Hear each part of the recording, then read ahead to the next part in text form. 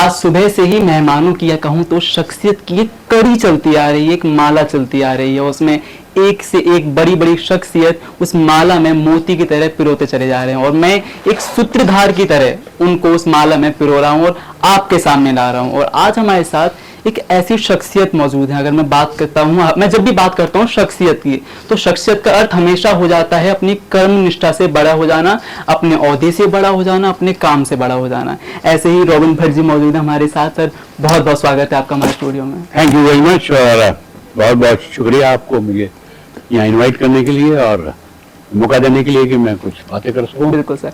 अगर मैं सर की बात करूं तो उन्होंने इतना काम करा है कि मैं याद भी नहीं कर सकता हूं। मैं बताऊं, सर ने आशिकी से डेब्यू करा था, उन्होंने गोलमाल, कोई मिल गया, क्रिश 3, सड़क जैसी कई ब्लॉकबस्टर फिल्म लिखी हैं एज ए स्क्रीन राइटर। तो सर, सबसे पहला क्वेश्चन मेरा यही होगा कि आप मारवा स्टूडियो आए तो कैसा लग रहा है यहाँ पर आके? अच्छा लगा। आप बच्चों से मिले, उनके साथ वर्कशॉप हुई, तो वो कैसी रही? Inspiring, in one word, inspiring, rejuvenating. एक ऐसा लगता है कि एड्रेनलिन का इंजेक्शन लगा है ब्लड और वो जो फेमस गाना है गाइड का कि आज फिर जीने की तमन्ना है, बिल्कुल सर। आज फिर मरने का इरादा है। बहुत बढ़िया सर, मैं बात करूं, आपकी सक्सेस छुपी नहीं है। अभी जब मैं सर्च कर रहा था आपके बारे में तो इतनी चीजें मिली, तो मैं सोचता हूं कि जो सक्सेस है वो हमारी हर किसी को दिख जाती है, पर उसके पीछे का जो स्ट्रगल होता है वो कहीं ना कहीं इग्नोर हो जाता है। तो उस स्ट्रगल के कुछ मूवमेंट्स अगर आप हमें बता सकें तो। स्ट्रगल के मूवमेंट तो यही थे कि अपनी जगह ढूंढ रहा था मैं फिल्म इंडस्ट्री में। 1972 से मैंने काम करना शुरू किया एज एन असिस्टेंट डायरेक्टर। मुझे डायरेक्टर बनना था, मैं प्रोडक्शन करता था, मैं किसी एक्टरों का सेक्रेटरी बना, पर अपनी जगह नहीं मिल रही थी। फिर एक पॉइंट पे जाके ऐसा मौका आया कि मुझे फिल्म लिखने मिली और मैंने आशिकी लिखी, और आशिकी ने सारे दरवाजे खोल दिए। उसके बाद बॉक्स ऑफिस में ना वो फिल्म रुकी और सक्सेस एज ए राइटर ना मैं रुका, चलता ही गया। सर, हम आगे भी हमें कुछ प्रोजेक्ट्स आपको देखने को मिलेंगे? बिल्कुल मिलेंगे। मैंने डिसाइड कर लिया था कि 75 का हो जाऊंगा तो रिटायर कर जाऊंगा। 77 का हो गया हूँ।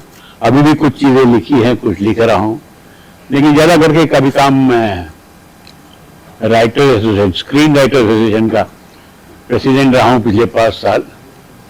तो नए आने वाले यूथ और राइटरों को ट्रेन करने में, उनको एजुकेट करने में मेरा समय बिता रहा हूँ। सर, अगर मैं बात करूं राइटर की, तो उसमें हमें लिखना पड़ता है और उसके लिए क्रिएटिविटी मुझे लगता है कि बहुत ज्यादा जरूरी हो जाती है। क्रिएटिव होना बहुत ज्यादा जरूरी हो जाता है। अगर मैं एज ए जर्नलिस्ट भी बात करूं, मैं आरजे भी हूं, उसकी भी बात करूं, तो मुझे भी वहां पे कंटेंट लिखना पड़ता है। तो मुझे एक वक्त पर ऐसा लगता है कि एक वक्त पर आकर मेरी क्रिएटिविटी कहीं खत्म ना हो जाए, कहीं रुक ना जाए, उसके लिए एक रिफ्रेशमेंट चाहिए होता है हमको। तो वो रिफ्रेशमेंट कैसे मिलेगा ताकि हम अपने कंटेंट को और अच्छे से लिख सकें? बस उसमें मोनोटोनी नहीं आनी चाहिए। रोज रोज एक काम करने से उसमें एक मोनोटोनी आती है। मोनोटोनी की वजह से रुकावटें आती हैं। तो मुझे जब भी ऐसा लगता है अपनी क्रिएटिविटी में कि अब कोई दिमाग में आइडियाज नहीं आ रहे हैं, कोई नई चीज नहीं सोच रही है, तो मैं अपने दूसरे इंटरेस्ट पे चला जाता हूँ। मैं बहुत ही पैशनेट हूँ क्रिकेट के बारे में। अब तो क्रिकेट खेल नहीं पाता, लेकिन मैं चला जाता था क्रिकेट खेलने। मैं 2-3 मैच खेल के आ जाता था, या तो हफ्ता 10 दिन सब राइटिंग बंद करके सिर्फ क्रिकेट खेलता था। तो दिमाग फिर वापस रिजुवेनेट हो जाता है और राह मिल जाती है, अपना क्रिएटिविटी का दरवाजा खुल जाता है। सर, अगर मैं राइटर की बात करूं तो साहिल लुधियानवी आप जानते होंगे, वो राइटर थे। उन्होंने इश्क, प्यार, मोहब्बत, इन सब पे बहुत लिखना चाहा, पर वो कहते थे कि उन्हें कभी इस पर लिखना ही नहीं था। वो ऐसे टॉपिक्स लिखना चाहते थे जो आवाम से कहीं ना कहीं कनेक्ट हो। तो हम वो लिखें जो जनता हमें प्यार कर रही है जिस चीज को, या वो लिखें जो हमें पसंद है? जो हमें पसंद है।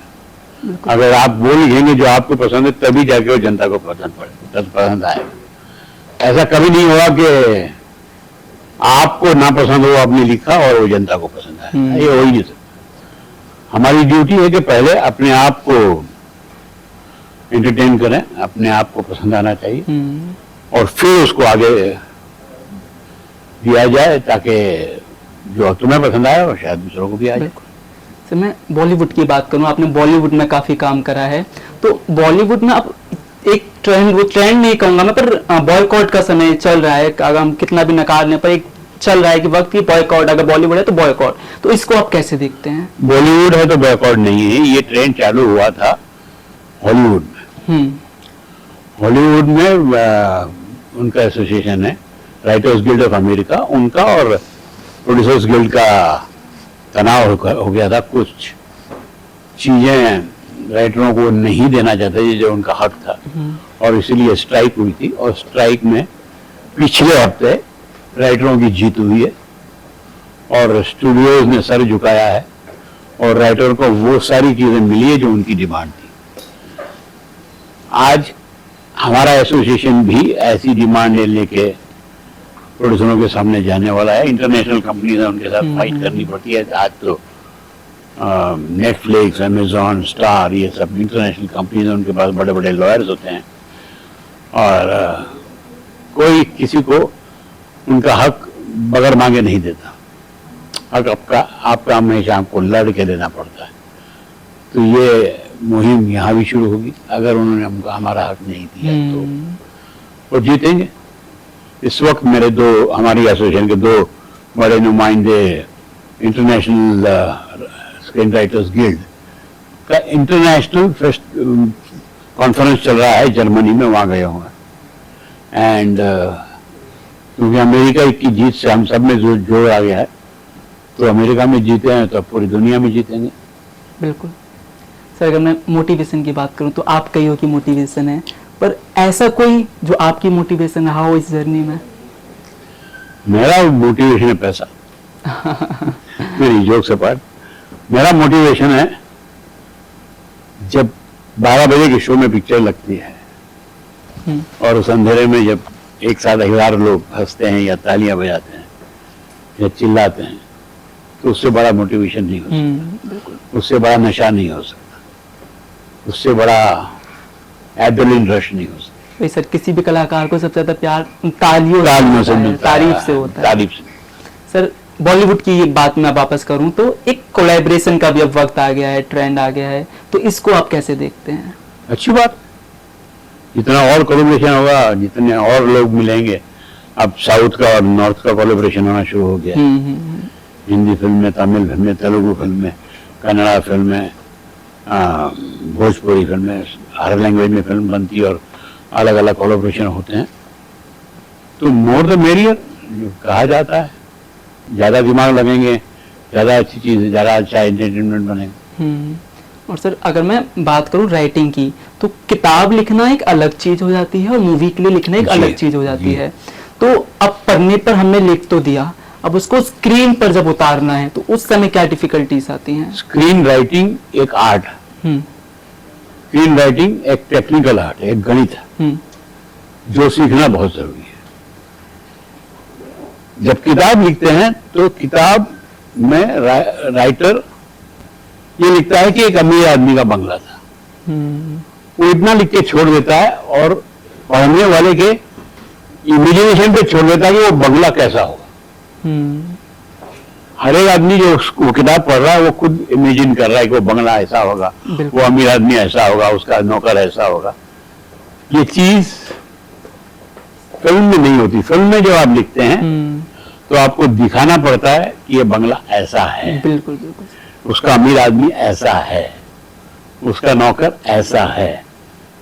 तो राइटर और डायरेक्टर दोनों मिलके ऑडियंस की उंगली पकड़ के उसको दिखाते हैं कि देखो भैया इस कैरेक्टर की बात कर रहे हैं, इस माहौल की बात कर रहे हैं, इस सिचुएशन की बात कर रहे हैं।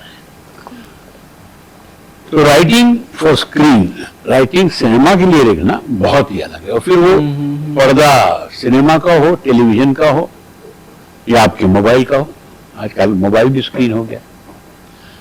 तो ये अलग अलग आर्ट है।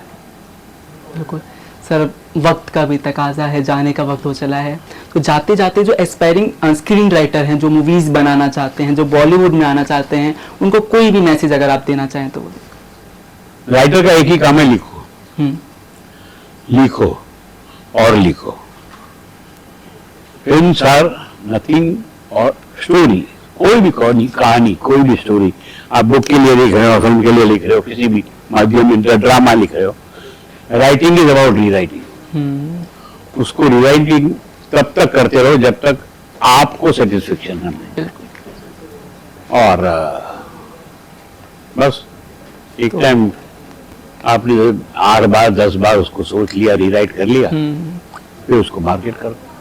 बहुत बहुत धन्यवाद सर, हमें इतना समय देने के लिए, हमारे दर्शकों को इतना समय देने के लिए। Thank you. तो ये थे रॉबिन भट्ट जी हमारे साथ। मैंने आपसे वादा किया था मैं बहुत बड़ी शख्सियत से आपको मिलवाऊंगा, आज मैंने मिलवा भी दिया है, आगे भी आपको बहुत लोगों से मिलवाऊंगा। देखते रहिए आप 24/7 नोएडा।